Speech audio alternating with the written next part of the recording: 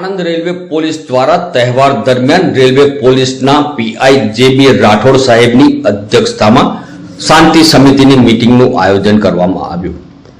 આણંદ શહેરમાં તહેવારો દરમિયાન રેલવે પોલીસ દ્વારા શાંતિ સમિતિની મીટિંગ યોજવામાં આવી, જેમાં રેલવે પોલીસના પીઆઈ અને આણંદ જિલ્લા ભાજપ લઘુમતી મોરચા મહામંત્રી ફિરોઝભાઈ મોગરિયા, વિરોધ પક્ષના નેતા ડોક્ટર જાવેદ વોરા, તાલુકા પંચાયત સભ્ય ખલીલ સૈયદ, પિયુષ પટેલ, આરીફ નારિયલી, રસિકભાઈ વોરા, સોહિલભાઈ વોરા, સાजिदભાઈ વોરા, અતુલભાઈ વોરા, ઇનાયત ચાવાલા, શકીલ માનવતા ચેરિટેબલ ટ્રસ્ટ વાળા અને રેલવે પોલીસના કર્મીઓ હાજર રહ્યા હતા।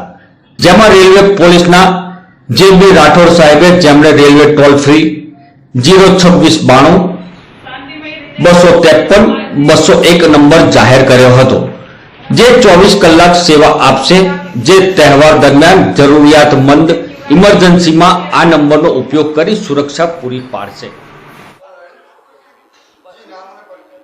મારું નામ છે ડોક્ટર જાવેદ વોરા। હું આણંદ નગરપાલિકા વિરોધ પક્ષના નેતા તરીકે કામ કરું છું।